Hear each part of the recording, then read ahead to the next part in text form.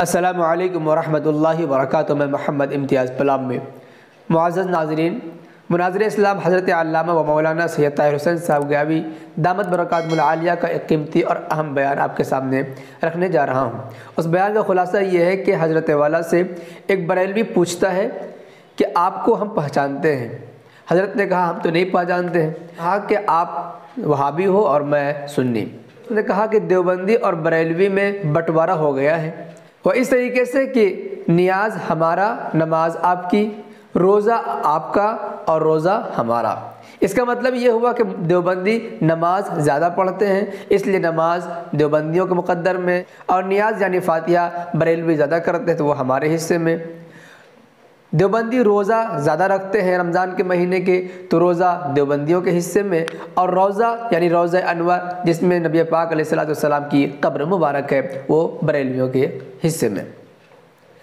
حضرت والا نے اسے ایک جواب دیا کہ یہ بٹوارہ تو تمہاری مرضی سے ہوا، ہم بھی اپنی مرضی سے ایک بٹوارہ کرنا چاہتے ہیں۔ وہ بٹوارہ یہ ہے کہ جنت ہماری، دوزخ تمہارا۔ وہ بریلوی لاجواب ہو گیا۔ دوستو آپ بھی اس بیان کو حضرت والا کی زبانی سماعت فرمائیے۔ اس میں تو کچھ نہیں۔ ایک صاحب ہم کو ملے، کہنے لگے مولوی صاحب ہم آپ کو پہچانتے ہیں۔ انہوں نے کہا بابا پہچانتے ہو تو کیا فرق پڑا؟ کہنے لگے جی فرق پڑ گیا، آپ دیوبندی ہیں۔ ان کا نہیں، ہم تو گیاوی ہیں، دیوبند تھوڑی بڑا گھر ہے۔ کہنے لگے کہ وہ میرا مطلب نہیں۔ کہا ٹھیک ہے ہم بھی آپ کے مطلب کے نہیں ہیں، کہنا کیا چاہتے ہیں؟ کہنے لگے مولوی صاحب ہمارا آپ کا بٹوارہ ہو گیا ہے۔ کیسے بٹوارہ ہو گیا بھائی؟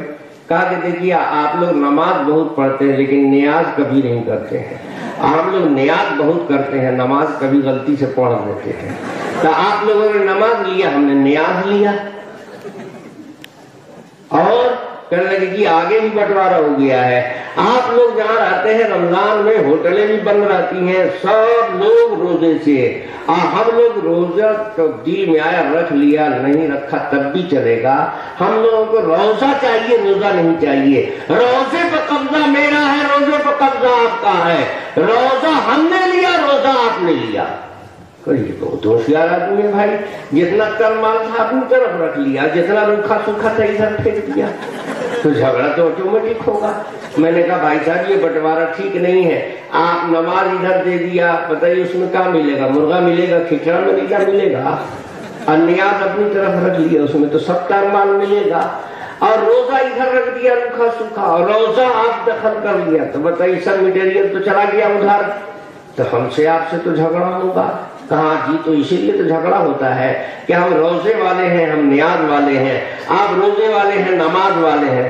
میں نے کہا تو ایک کام کرو، ہم تو دونوں ایک باپ کی اولاد نہیں ہیں، تمہارے باپ دوسرے، ہمارے باپ دوسرے، تو بٹوارہ تو ٹھیک نہیں کیا۔ کہ نہیں اب تو ہو گیا۔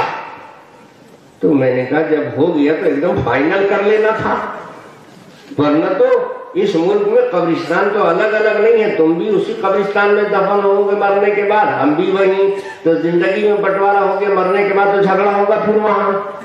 تو فائنل بٹوارہ کرو کہ یہاں سے وہاں تک کلیئر ہو جائے۔ کہا وہ کیسے ہوگا؟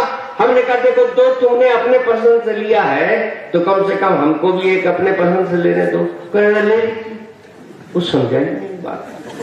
تو میں نے کہا لے لوں، کہاں لے لیجیے؟ تو کہا کہ ٹھیک ہے۔ ہم نے کہا ٹھیک ہے جنت ہم نے لے لیا، اب فائنل ہو گیا انشاءاللہ، یہاں سے وہاں تک کبھی جھگڑا نہیں ہوگا۔ ایسے نہیں ہوتا ہے بٹوارہ کا، ویسے بھی نہیں ہوتا ہے۔